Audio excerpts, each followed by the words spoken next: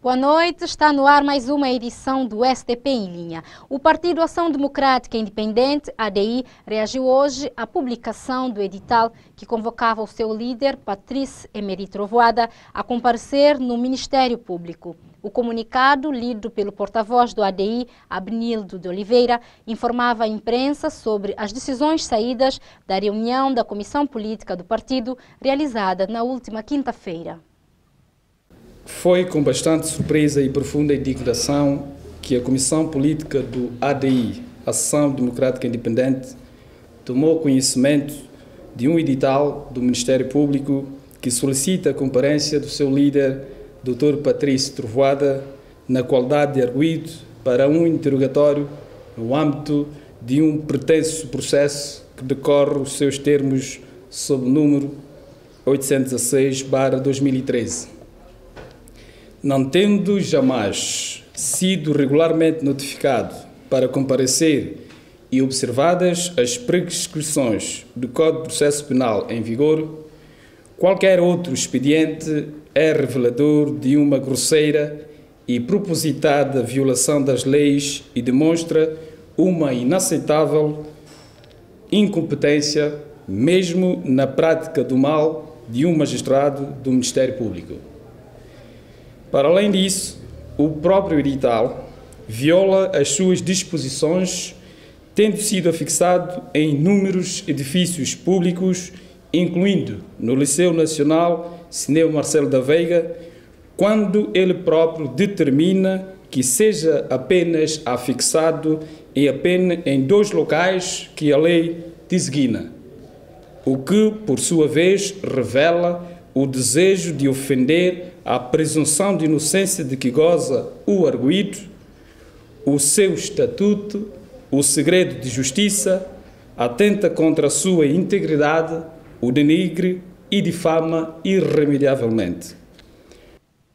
O ADI, neste comunicado, questiona o facto de o processo ter sido iniciado há vários meses, mas só agora, após a marcação da data das eleições, o seu líder, Patrice Trovoada, ter sido convocado a comparecer no Ministério Público a fim de ser interrogado.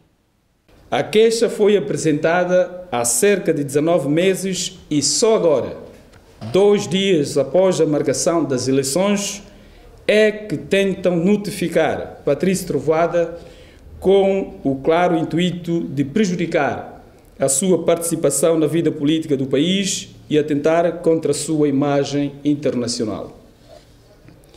O ADI aproveita o ensejo para deixar aqui a todos quantos acreditam numa justiça verdadeira e a todo o povo santomense que não deixará intimidar-se por golpes baixos e subretícios cuja origem e finalidade são subejamente conhecidas.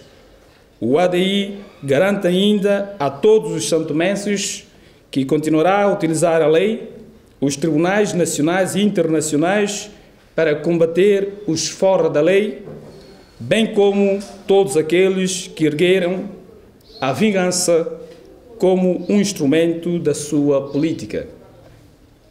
Fica absolutamente claro para a Comissão Política do ADI que este ato ostensivo de perseguição traduz a vontade política de aniquilar judicialmente os seus adversários políticos nas vésperas das eleições legislativas, autárquicas e regional, com vista a impedir a sua participação ativa no desenvolvimento político do país e cercear as liberdades democráticas duramente conquistadas.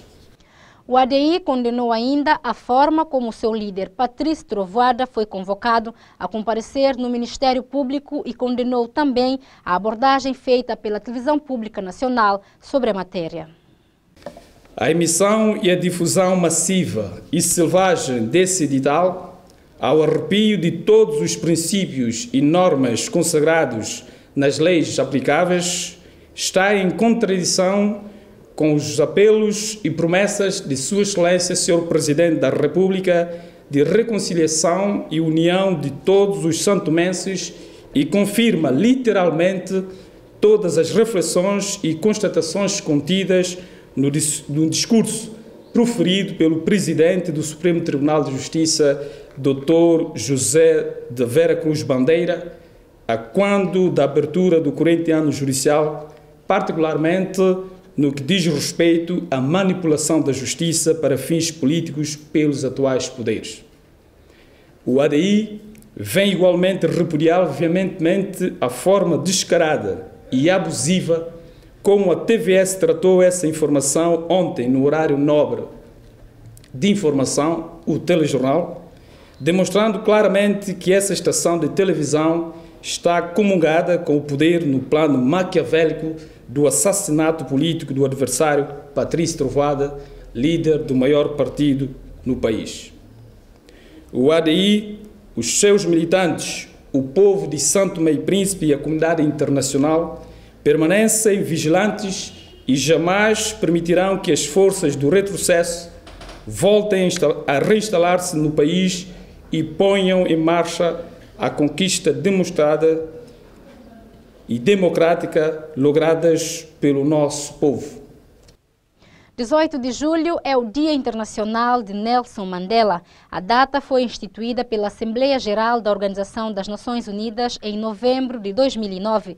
No dia dedicado a Madiba, a Andin Live procurou saber junto aos são-tomenses o que este ícone representa para a África. Nelson Mandela é para o mundo um símbolo de paz. Em 2009, 192 países membros das Nações Unidas votaram na mundialização desta data como sendo o Dia Internacional deste líder histórico africano. A ONU reconheceu também a dedicação de Mandela ao serviço da humanidade na resolução de conflitos nas relações entre raças, na promoção e proteção dos direitos humanos, na reconciliação entre os povos, na promoção da igualdade entre os sexos, os direitos das crianças e de outros grupos vulneráveis. Para os são-tomenses, Nelson Mandela foi um homem de muita simbologia e tem um significado muito grande para toda a África. Falar de Nelson Mandela, creio que é para todos os africanos e não só, um exemplo de um homem que passou por vicissitudes imensas, um exemplo de coragem, um exemplo de frontalidade, um exemplo de um indivíduo que em qualquer momento, não obstante ter sido vítima do apartheid, da sua forma mais odienta, mais cruel, sempre manteve firme o seu espírito, a sua coragem, e isso para qualquer um de nós, africanos e não só, é um exemplo que nós devemos sempre ter em consideração. E em particular para nós os são-tomenses? Para nós os são-tomenses, eu acho que se todos, sobretudo a nível dos dirigentes deste país, e não só, se tivéssemos em conta, digamos, os ensinamentos, a experiência do Nelson Mandela, creio que seria extremamente útil para o país, para o povo, porque nós todos conhecemos a situação em que estamos, nós sabemos porque temos passado, os anos da independência até hoje, enfim, aquilo que nós já conseguimos. Eu penso que os dirigentes aqui em São Tomé deveriam tomar como Mandela uma referência, um exemplo, para ver se podíamos dar a volta à situação atual, de forma a que o país conhecesse um melhor rumo. Nelson Mandela significa para os africanos um símbolo muito importante, que jamais esqueceremos o Nelson Mandela e muito mais. E para São Tomé e Príncipe, qual é o significado que ele tem especial para os são-tomenses? Para os São Tomé e Príncipe, para nós são-tomenses, o Nelson Mandela é o grande exemplo que nós, sobretudo são-tomenses, devemos seguir, tá bem? Para que possamos sair esse marasmo que se encontramos aí, e com o exemplo do Nelson Mandela, eu espero que, se nós seguirmos, o nosso país irá crescer muito mais. Para mim, Nelson Mandela, em primeiro sentido, para mim, Nelson Mandela foi pai da nação africana.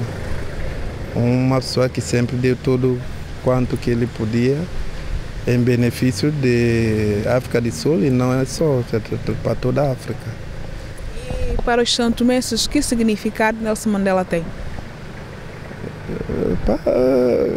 Para santomenses, quer dizer, pela norma, deveria ser que deveríamos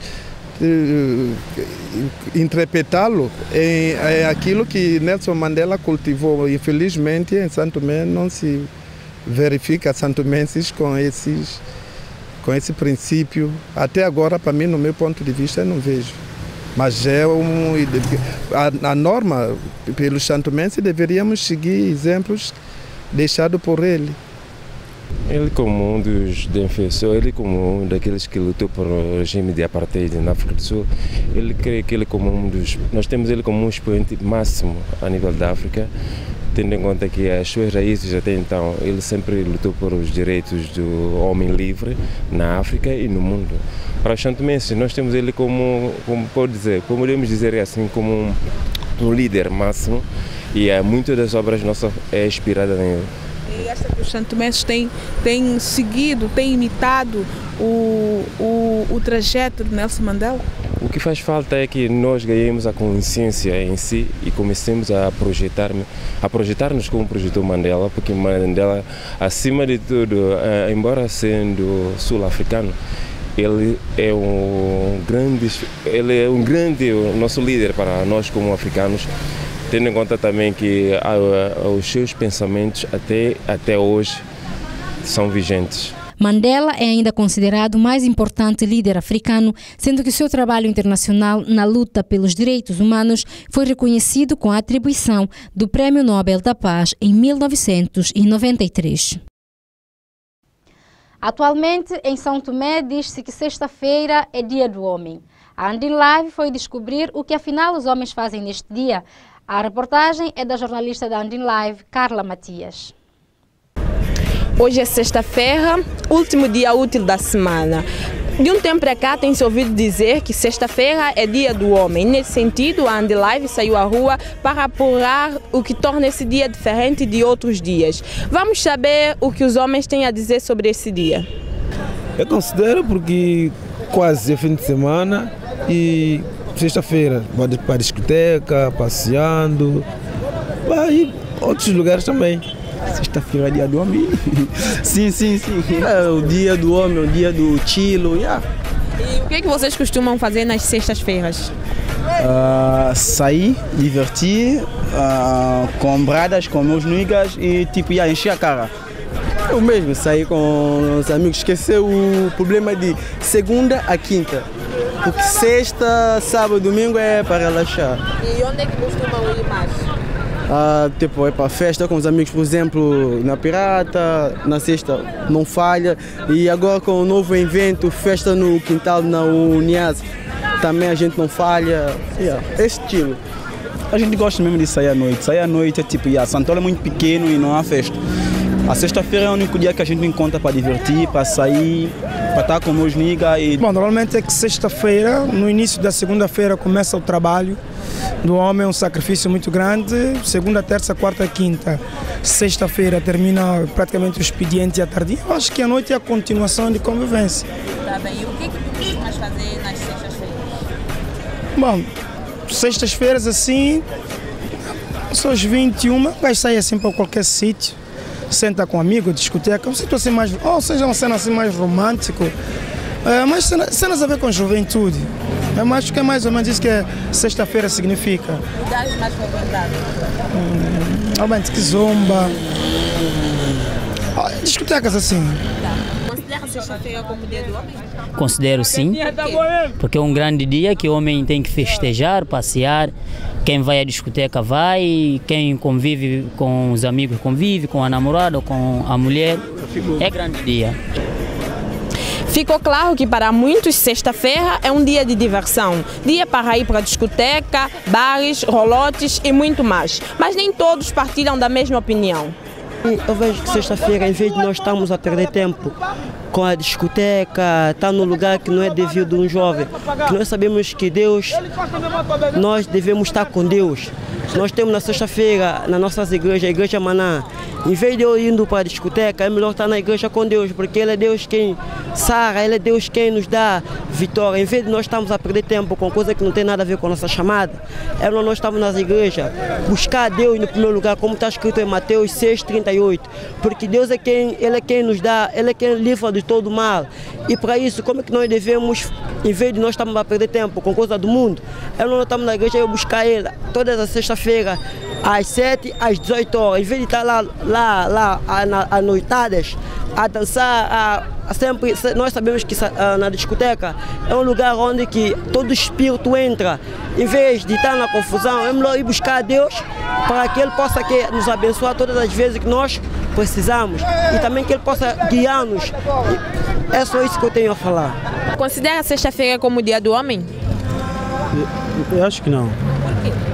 Porque tipo, eu acho tipo sexta-feira um dia normal para mim, tá vendo?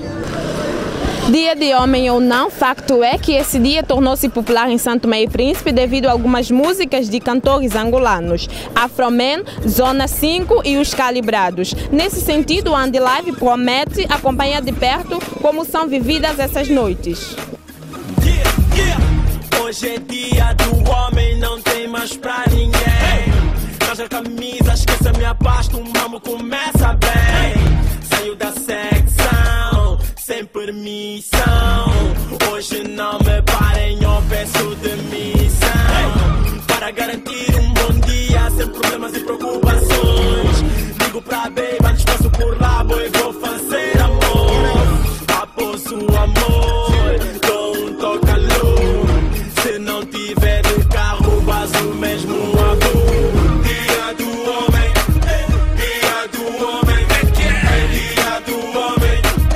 Hoje ninguém vai nos parar. Dia do homem, dia do homem, é dia do homem.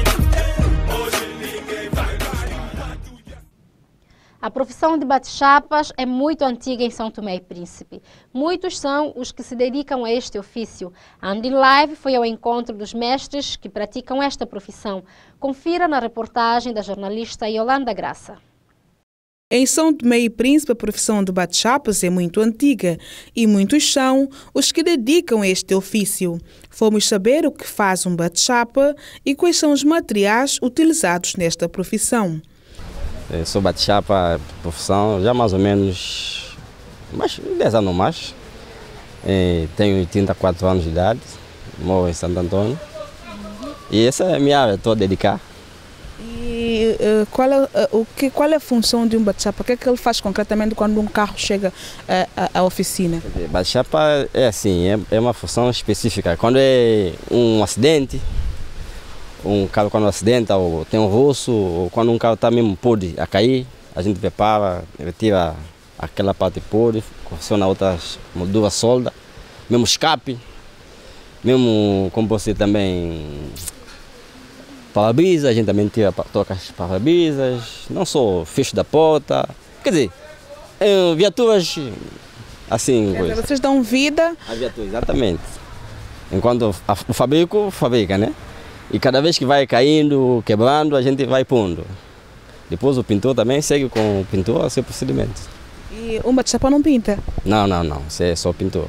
Porque nós pintamos, esse é, como por exemplo, a parte interior, damos ferrogênio, que é a parte onde mais ou menos o pintor não consegue localizar. Mais ou menos faz o fundo de um carro, você lá dá ferrogênio, para proteger mesmo a chapa como um rodopés. Rodopés são aquelas barras de lado.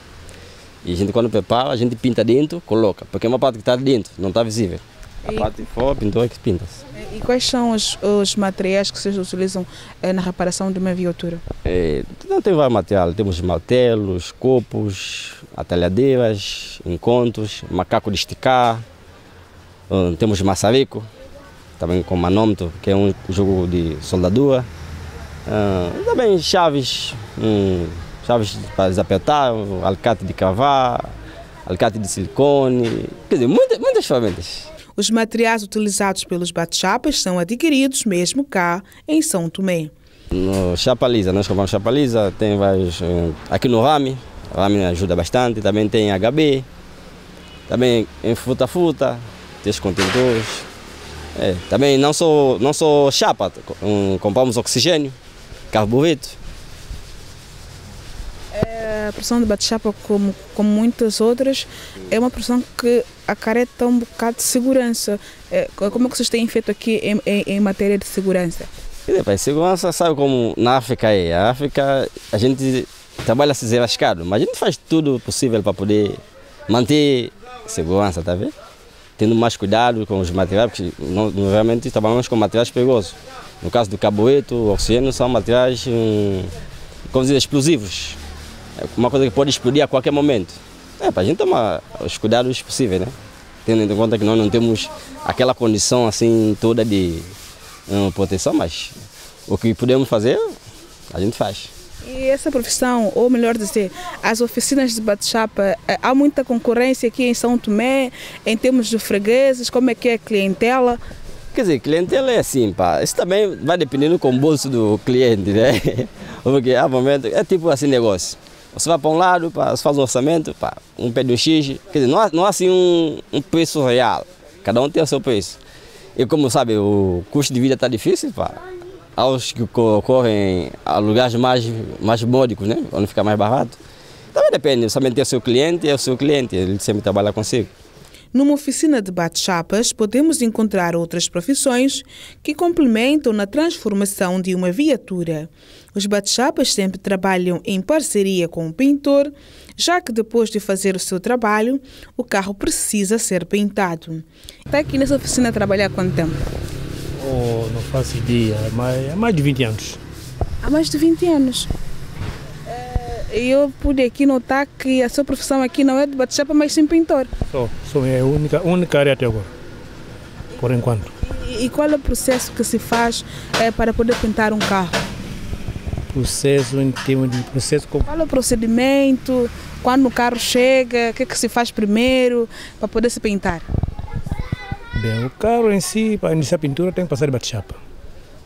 Assim, passar bate-chapa, vem o dono que é o proprietário, fazer um orçamento, ele avalia o orçamento, se ele for de acordo, para tirar qualquer coisa, para tirar normal.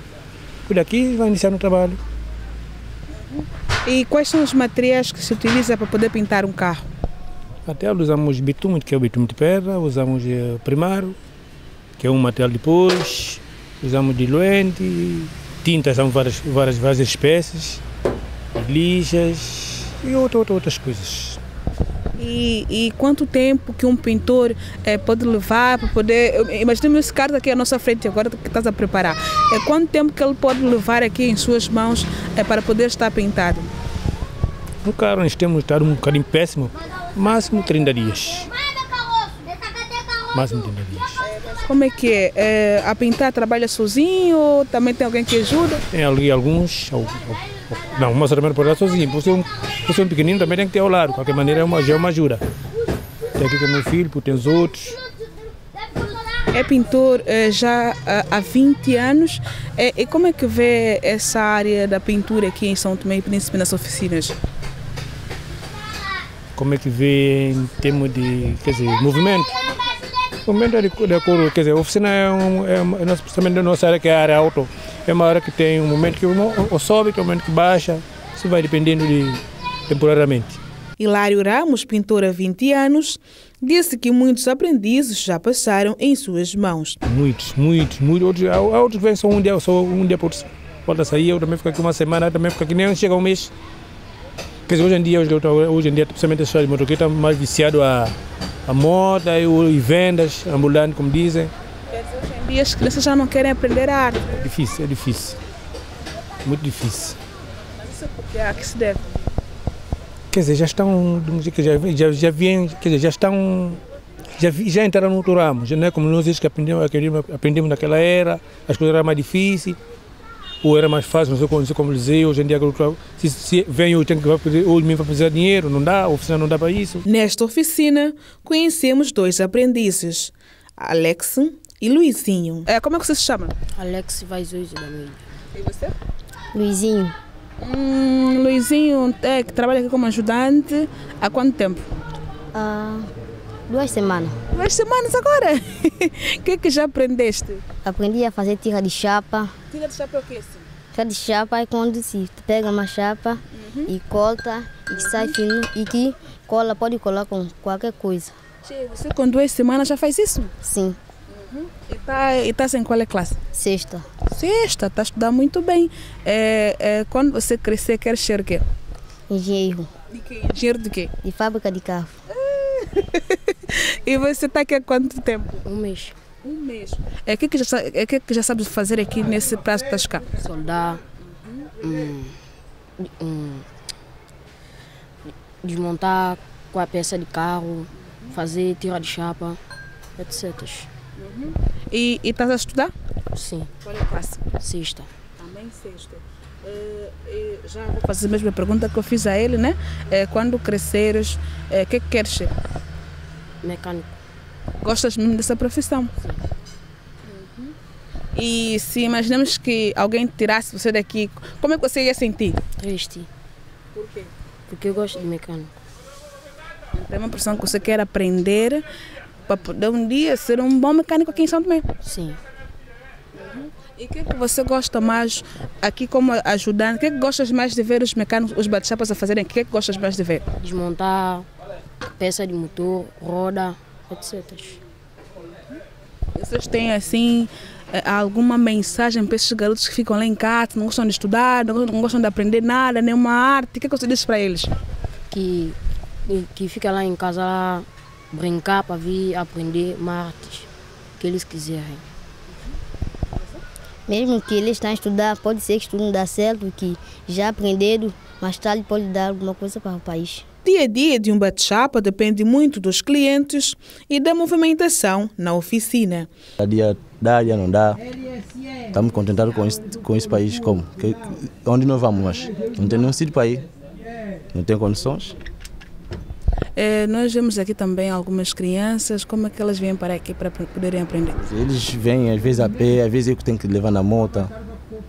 Às vezes são aprendizes? Sim, sim. Mas como é que elas vêm? As mães que trazem ou vocês que vão pedir? Não, quer dizer, mãe, como sabe que eu sou da oficina, então fala comigo lá em casa, o Nilton, o primo, que está louca, e eu nunca vou estar assim. Então eu trago eles na moto ou carro para aqui. Mas mãe não conhece aqui. Porque mais não tem onde buscar, não tem carro, por exemplo, se eu pagar carro para praça, passa para aqui, não há fundo. Então eu que tenho que cuidar deles aqui. E você cuidando deles aqui, praticamente estão na tua responsabilidade. Como é que eles recebem alguma remuneração ou só aprendem alguma coisa? Eles estão na fase de aprendizagem. O ajudante ganha fim de mês. Eles não ganham, mas às vezes ainda é alguma coisa para comprar sabão, para lavar roupa. Está vendo? É isso. E num dia assim, um bate-chapa pode fazer o que concretamente? Quer dizer, há trabalho que facilita a gente, há que não facilita. Caso de acidente, às vezes, nos dá algum apoio, mas para o carro público assim, tem muita despesa. E nós... Mas acidente como assim? Não percebi. Se um carro acidentado assim, que facilita a gente já ganha dinheiro. Carro acidentado, a gente prepara, ganha mais dinheiro, mas carro público assim... É que carro podre assim dá mais trabalho? Dá mais trabalho, porque tem que cortar tudo podre e voltar para... Dá muito mais trabalho.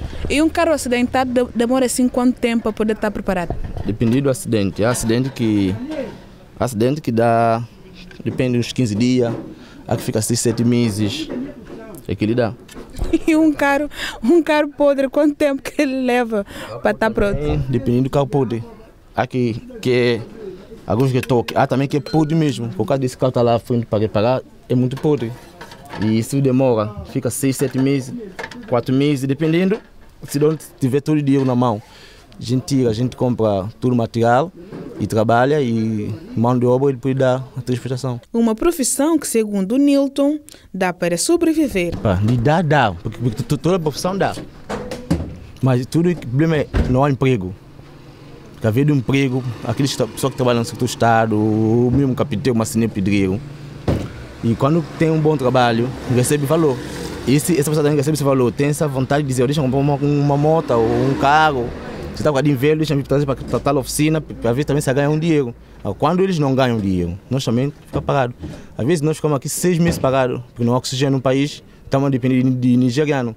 Santo Mês estão aqui bastante cheios de dinheiro, mas não façam isso. Então, vossa fonte de conseguir materiais são os nigerianos? Nigeriano. o nigeriano e o libanês. É que nos ajuda aqui bastante, porque São Tomé mesmo não faz esse negócio. Também se não faz negócio de 50 conto, 10 conto, 20 conto, não faz. Mas quem nos ajuda aqui é nigeriano e libanês. É que nos ajuda aqui bastante. Se não for também, muitas ficam pagadas no São Tomé. Então nós damos a graça a esses homens que estão ajudando a gente. São Tomé não faz isso, só competição de casa, competição de carro. Só que é a vida deles. Mas nós aqui São Tomé estamos a depender de nigeriano e libanês. E já desta feita, tem algum apelo que queira deixar às autoridades São Tomenses? Tem algum apelo que queira deixar às autoridades São Tomenses? Autoridade como? Disseste que os São Tomenses não investem nesses tipos de materiais, mas queres deixar algum apelo mesmo aos empresários São Tomenses ou como também ao Estado? Sim, dizer a esses empresários de São Tomé para notar isso, porque toda a gente não nasceu rico, que eles têm condições também fazer um negócio que ajuda o pequeno. E alguns fazem negócio que ajuda grande com grande, não dá. E quando pequeno vivem como? O pequeno vive através de aqueles empresários. Porque se o empresário, todo mundo é empresário, ninguém trabalha para outro. Agora, se não são pequenos, então o empresário deve notar que ele é filho de terra, tem que ajudar o filho de terra. Isso faça um negócio grande. E nós estamos aqui todos penalizados porque sabe mesmo não está fazendo nenhum negócio para ajudar nós.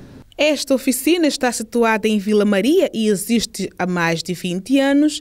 Nela trabalham 3 mestres, sendo 2 bate-chapas, um pintor, mais ajudantes e alguns aprendizes. Antônio Andrade Lopes Tavares é um são tomense que reside fora de São Tomé há cerca de 3 décadas.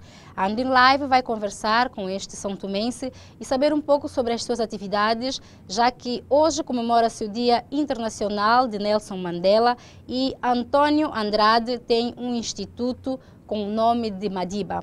Antônio, olá. Olá, viva, muito boa tarde. Seja bem-vindo à Andin Live e obrigada por ter aceito o nosso convite de dar-nos a conhecer um pouco o trabalho que desenvolve no seu instituto. Exato. Antes de mais, gostaria de agradecer esta oportunidade e fazer uma pequena reparação. Eu nasci em São Tomé e Príncipe, filho de pais cabo-verdianos.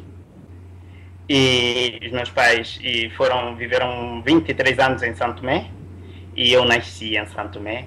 E quando foram para Cabo Verde em 84, e pronto, fomos todos juntos, e dali começou o meu percurso. Então, afinal, é um cabo-verdiano nascido em São Tomé ou um são tomense de origem cabo-verdiana? Eu sinto-me tanto são tomense, como cabo-verdiano, como africano. Hoje eu sou um africanista, sinto-me um africano. Ok, fale-nos um pouco então sobre o seu trabalho, sobre o trabalho que desenvolve agora, o que faz exatamente. Agora reside em França, não é? Há cerca de 2 anos. E fale-nos um pouco sobre o trabalho que desenvolve aí em França.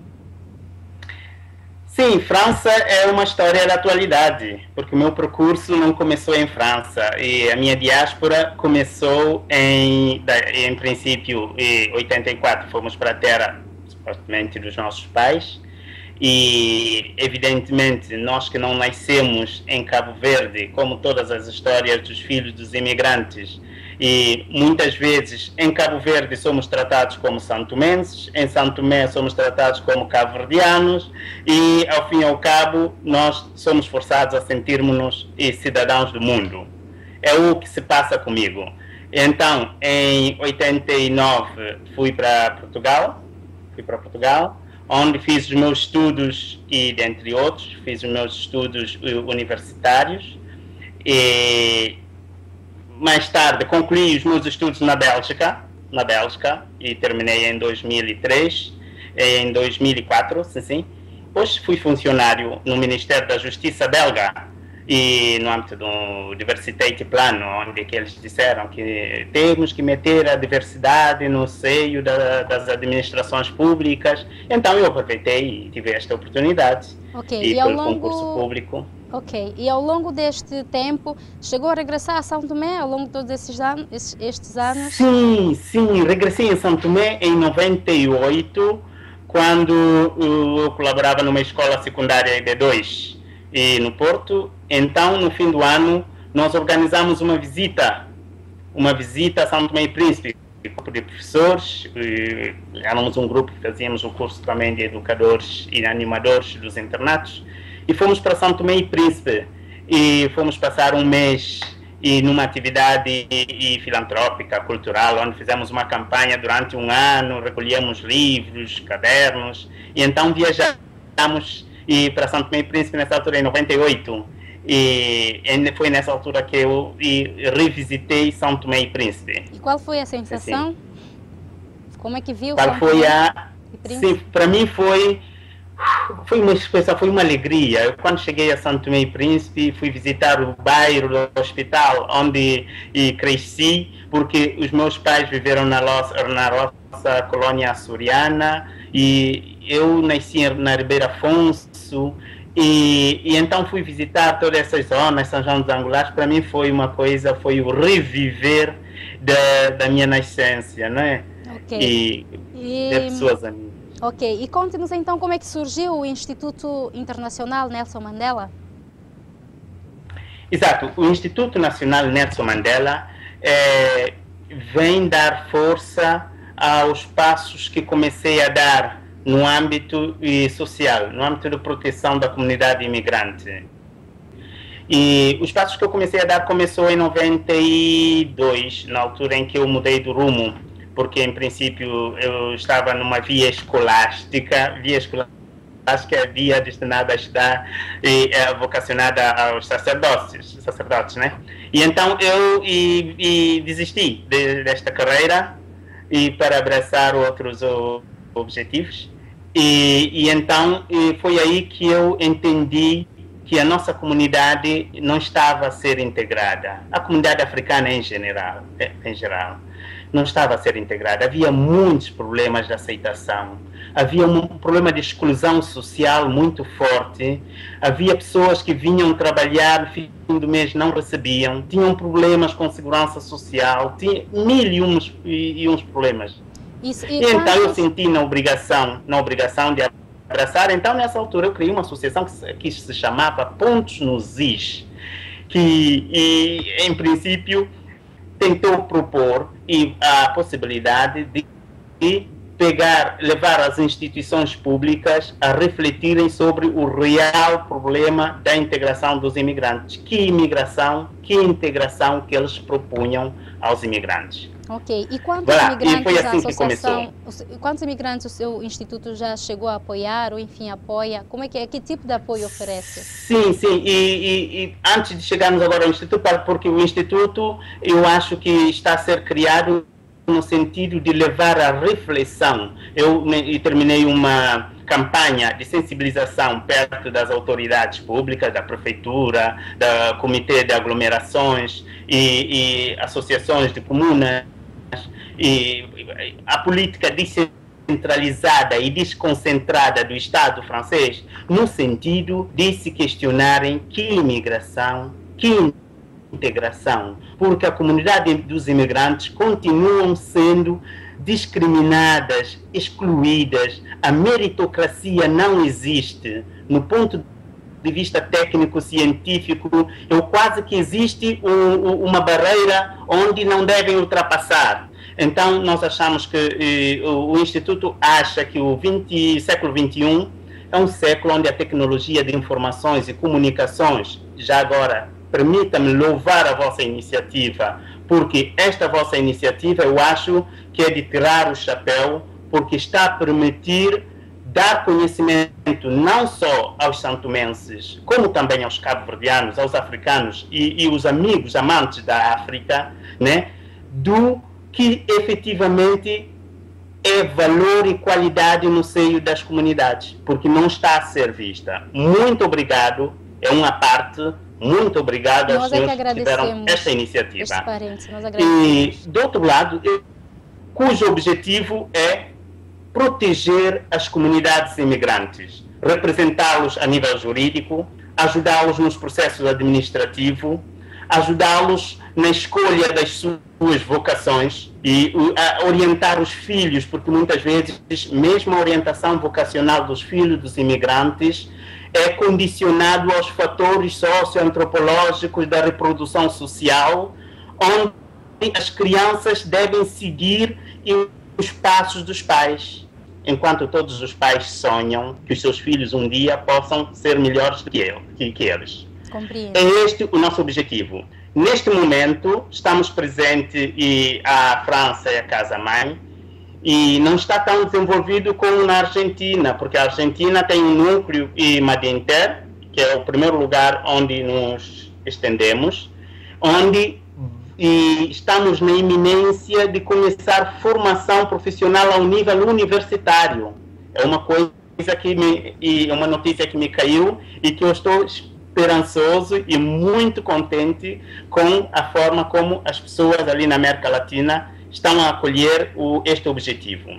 Brevemente vamos à África e nos Estados Unidos já começou o processo e estamos em conversação com pessoas idôneas, pessoas extremamente idôneas, não no ponto de vista moral, cada um faz da sua vida o que quiser, mas no ponto de vista de preocupação social, no ponto de vista de sentir-se do altruísmo, de pôr-se no lugar dos nossos próximos, porque estando fora dos seus países, se não nos dermos as mãos, como dizia outro dia o padre Miguel Juntamon, se não nos dermos as mãos, somos fracos.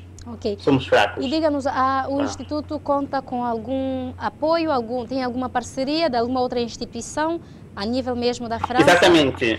O Instituto acabou hoje mesmo de ter uma grande reunião e em honra, colocamos isto também um pouco em honra do dia do Nelson Mandela, não é?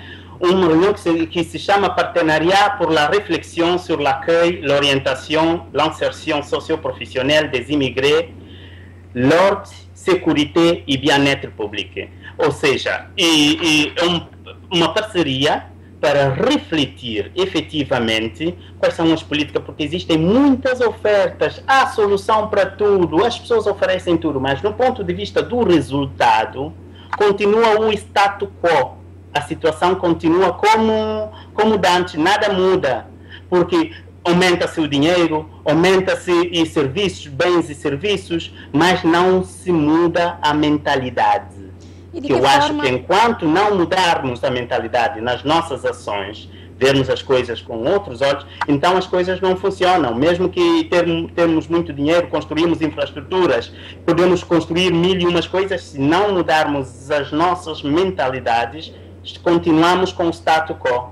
E então é isto que conseguimos hoje. Eu estou muito feliz porque consegui da prefeitura, consegui do comitê de aglomeração e um conjunto de políticas descentralizadas do Estado, porque sabe que a organização francesa é o Estado central, é o Estado unitário central, mas a organização administrativa e tem a delegação, a desconcentração, o país é regionalizado e cada região tem a sua autonomia administrativa. Financeira também, porque o Estado, ao descentralizar, dá meios. Pronto. É mais nesse sentido que nós estamos a apostar que o Instituto Madinter, no grande debate nacional, que já conseguiu estabelecer uma data, em paralelo com a Polícia Judiciária, a Ordem Pública e de Segurança, e a política do interior, do Ministério do Interior, a política de acolhimento da prefeitura, a política de legalização do acolhimento dos imigrantes, porque nós estamos a ter problemas extremamente graves com os nossos imigrantes.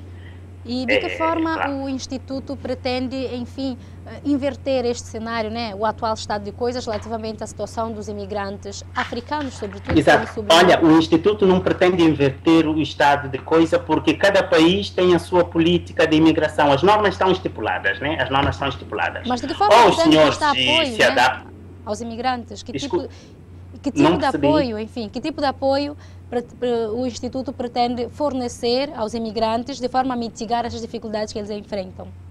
Já está. O Instituto tem estado a formar os dirigentes associativos das associações dos imigrantes. O Instituto disponibilizou-se a pensar com eles os projetos a serem implementados e como elaborar, como gerir a política associativa, como encontrar proposta, como responder um projeto, e estamos a tentar, junto às associações dos imigrantes, e ajudá-los a despertarem que não vale a pena ter uma associação folclórica. É muito bom vivermos a nossa cultura, não podemos vir para um país e fecharmos-nos nas nossas culturas e resumir a associação nas festas, nas bebedeiras, nas danças. Há situações transversais, desde a saúde, como aceder à saúde. Tanta gente com dificuldades de consultas, com dificuldade de terem um médico de família. Há problemas relativamente à educação, os pais que não conseguem pôr os filhos na escola e na vocação que gostariam. Há problemas jurídicos de pessoas que nunca conseguem fazer valer os seus direitos à indignação. Então, nós estamos a ter assim situações extremamente delicadas. É comum em toda a Europa, atenção, porque a Europa ultimamente tem aumentado um extremismo terrível, onde as próprias associações de apoio aos imigrantes estão a correr risco de serem muito mal vistos. Mas procurando diálogo, concertação com as autoridades públicas e autores sociais já instituídos, implementados, eu acho que torna-se mais fácil e conseguirmos chegar à perfeição, à melhoria, nos metermos em questão e encontrarmos melhor pistas de soluções para resolverem os nossos problemas. Ok. Antônio, muito obrigada por estes esclarecimentos e por dar-nos a conhecer o trabalho que é desenvolvido, né, no seu instituto. Desejamos-lhe muito sucesso e que continue a trilhar os bons caminhos, ajudando os imigrantes africanos em França e, enfim, aonde puderem alcançar, estender, digamos assim, os vossos serviços. E a Andi Live continuará disponível sempre que quiserem divulgar algum tipo de atividade. Estamos disponíveis, ok? Perdemos o contacto com Antônio Andrade, mas esperamos voltar a tê-lo aqui no STP em Linha numa outra oportunidade.